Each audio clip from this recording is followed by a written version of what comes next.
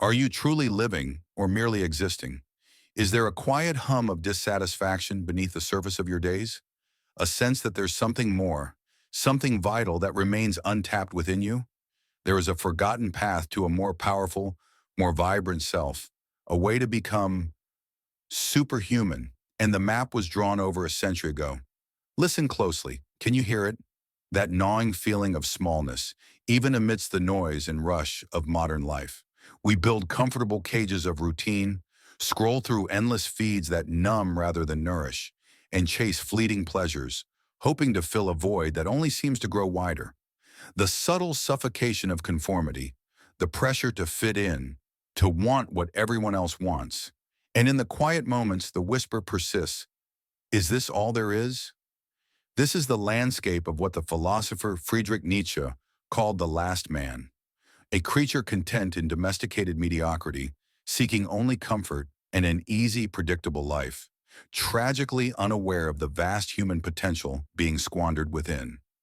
We are in many ways living in the shadow of what he termed the death of God, a world where the grand overarching meanings that once guided humanity have crumbled, leaving many of us spiritually adrift, grasping for anchors. The weight of this inherited meaninglessness, this pervasive spirit of gravity, as Nietzsche put it, constantly pulls us downward, toward the path of least resistance, toward the familiar and the uninspired. It's the ache of an unlived life, the silent sorrow of a spirit yearning for flight but tethered to the ground. But what if the escape isn't found in another distraction, another fleeting high, another prescribed fix? What if the answer isn't out there, in the external world of achievements and acquisitions, but deep in here, in the undiscovered country of the self? Nietzsche's most electrifying and perhaps most profoundly misunderstood idea offers not an escape, but a courageous confrontation, the Übermensch, often translated as the overman, or more provocatively, the superhuman. Now erase any image of capes or supernatural powers. This isn't about transcending humanity in some fantastical way. It's about overcoming the human, all too human within us, our pettiness, our fears, our passive acceptance of limitations. It's the counterintuitive, earth-shattering truth that genuine power, genuine life, springs not from conforming to the herd, but from creating oneself. Not from blindly following established paths, but from daring to forge your own, to chisel your own values into the raw stone of existence. The typical solutions the world offers, more status, more possessions, more external validation, they're like painkillers for a deeper wound. They address the symptoms, but they never touch the root cause. They keep us tethered, comfortably numb, to the very collective that dilutes our unique fire. Why did Nietzsche hurl this formidable, almost audacious challenge into the intellectual arena of his time? A challenge that echoes with even greater urgency today? He saw humanity teetering on a precipice, with the traditional moral frameworks and celestial sources of meaning visibly eroding.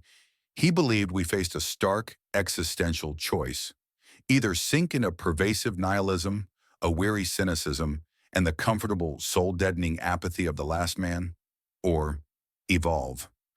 The Übermensch is his radical, life-affirming answer to this profound crisis of meaning.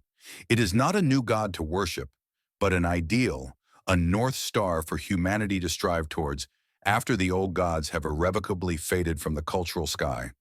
The Übermensch represents a mode of being, a potentiality for individuals who no longer need external validation or prepackaged morality dictated from on high or by the crowd. This being, this future human, creates meaning, affirms life in its totality, with all its terrifying beauty and its exquisite pain, and takes unflinching, absolute responsibility for shaping their own existence, for authoring their own destiny. This isn't born of arrogance. It is the ultimate expression of self-mastery, of radical self-love, and profound, unwavering life affirmation.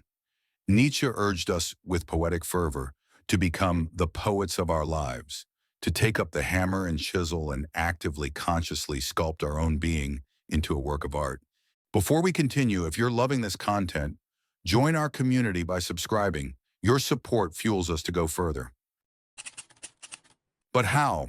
How do we begin this monumental task of self-overcoming, this ascent towards the Übermensch, when the gravity of convention, the comfort of the known, pulls so relentlessly? Here lies a profound, almost heretical shift in perspective.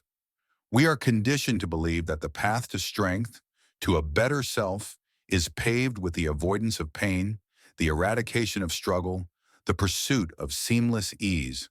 We're told to seek comfort, to find quick fixes, to outsource our inner work.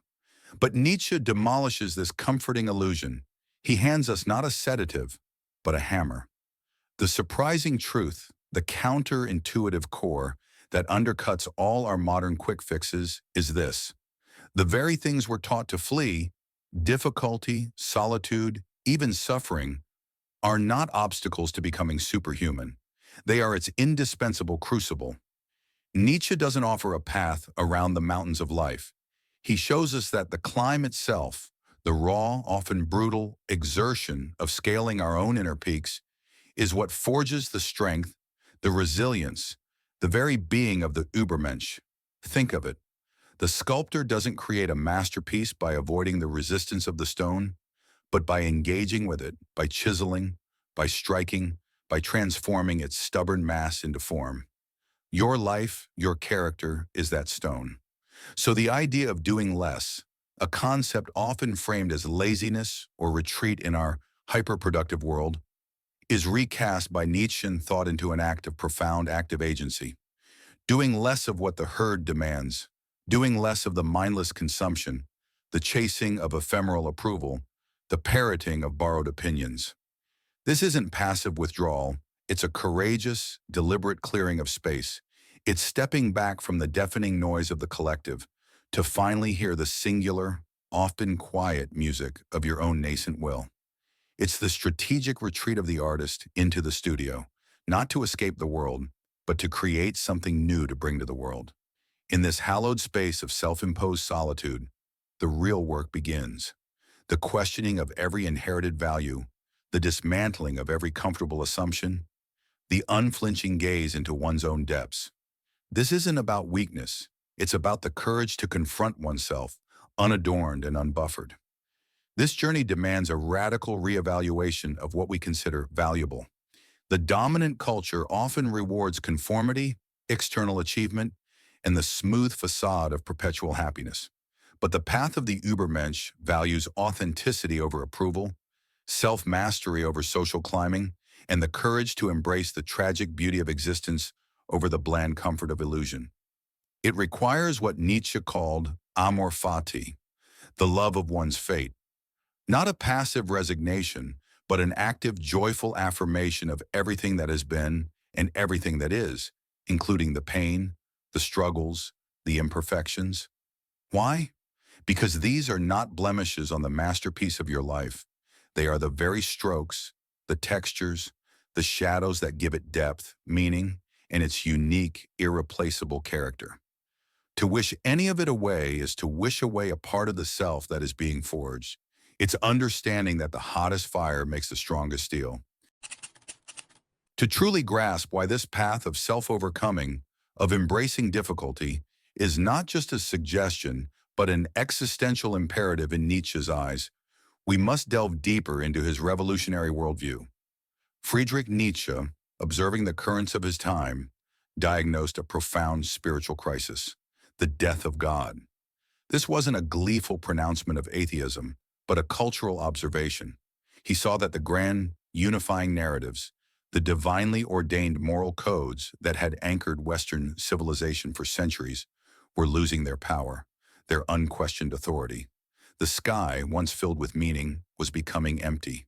And into this vacuum, he predicted, would rush either a debilitating nihilism, the belief that all is meaningless, all is permitted in the worst sense, leading to despair and the last man's comfortable apathy, or a new kind of human would need to emerge.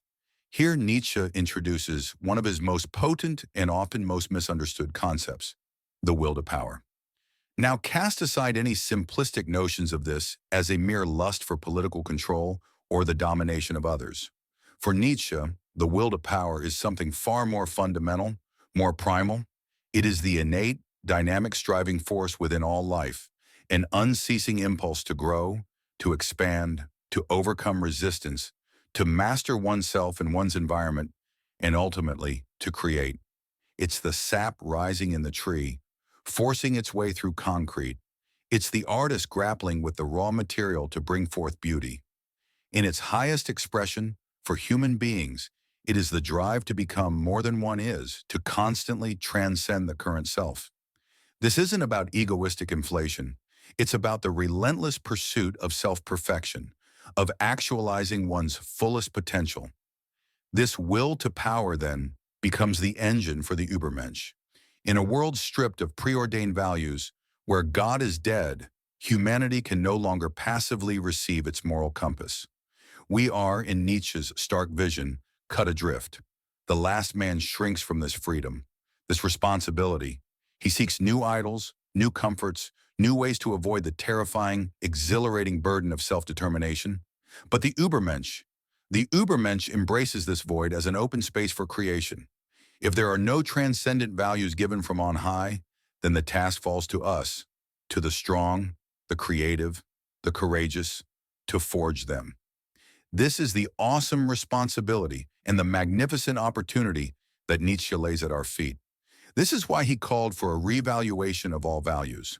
It's a call to take up the philosopher's hammer, as he famously put it, and to sound out the old idols, the old moralities, to see which ones ring hollow, which ones are life-denying, born of weakness, resentment, or fear. And then, with the courage of a creator, to establish new values. Values that affirm life, that celebrate strength, the strength of spirit, of creativity, of self-mastery, that embrace the earth and that find meaning not in some promised afterlife, but in this life, in all its chaotic, painful, joyful, and ultimately sacred entirety. The Übermensch, therefore, is not just a strong individual. They are a legislator of new values, a bridge to a future where humanity takes conscious control of its own evolution, guided by a profound love for existence itself. This is the philosophical bedrock upon which the call to become superhuman rests, the recognition of our freedom, the embrace of our power to create meaning, and the courage to live by the values we ourselves have forged. Now let us be clear. This ascent towards the Übermensch, this relentless forging of the self, is not a Sunday stroll in the park. It is an arduous climb, often undertaken in solitude, against the grain of everything comfortable and conditioned. You will feel the pull of the old ways, the seductive whisper of conformity, the ingrained fear of standing apart. There will be moments when the sheer weight of self-responsibility feels crushing. The inner critic, long fed by societal norms, will scream its protests. Others, content in their slumber, may misunderstand, even resent, your awakening, your refusal to play by the old, unwritten rules of mediocrity. You might even feel a strange guilt, a profound unease as you begin to shed the skin of the person you were, the person everyone expected you to be. This is the backlash, the internal and external turbulence that inevitably accompanies true growth. But here's the crucial, life-altering twist. This resistance, this friction, this sometimes agonizing discomfort is not a signal to retreat. It is not a sign that you are failing or on the wrong path. Numbered is the unmistakable sound of your chains beginning to snap. It is the heat of the forge, the sculptor's chisel biting into stone, the necessary pain of a profound rebirth. Every doubt overcome, every fear faced down, every societal expectation bravely defied, strengthens the will, clarifies the vision, and carves deeper the unique contours of your authentic self. These are not setbacks. They are the sacred scars of becoming. And what is the reward for such unflinching self-overcoming? What awaits at the summit of this inner mountain, or rather in the very act of climbing itself? It is not an escape from the world, but a more profound, more vibrant immersion within it. Imagine an inner citadel of calm, a quiet strength that does not shatter with the shifting winds of fortune or opinion. Picture a radical self-acceptance, a fierce tenderness towards your own becoming, free from the gnawing need for external validation. This is the sovereignty of the self, to stand fully in your own being, beholden to no one's judgment, but the rigorous, loving standards you set for yourself. The reward is the breathtaking freedom to live authentically, to weave the disparate threads of your experiences, the joy and the sorrow, the triumph and the struggle, into a coherent, meaningful tapestry. It is the sheer, unadulterated joy of creation, not just of art or work, but the continuous, conscious creation of your life as your ultimate masterpiece. It is the ability to look upon your existence with all its inevitable hardships and imperfections, and to affirm it, wholly and unconditionally. Nietzsche's amor fati, the love of fate, transformed from a philosophical concept into a lived, breathing reality. To dance with your destiny, knowing you are not merely a pawn, but a co-creator. This, then, is the luminous promise shimmering within Nietzsche's challenging vision. Not to become some cold, detached deity, but to become fully, thrillingly, heartbreakingly human, yet more than merely human as we've come to accept. It is to awaken the dormant power within, to embrace the terror and the exhilaration of absolute freedom and responsibility. The old maps to meaning may have crumbled, the familiar constellations may have faded, but this means only one thing. It is your sacred, exhilarating task to draw your own. The Übermensch is not a destination to be reached, but a direction to be lived, a constant striving, a joyful becoming. It is the courage to say yes to life in its totality, and in that resounding affirmation, to become what you are.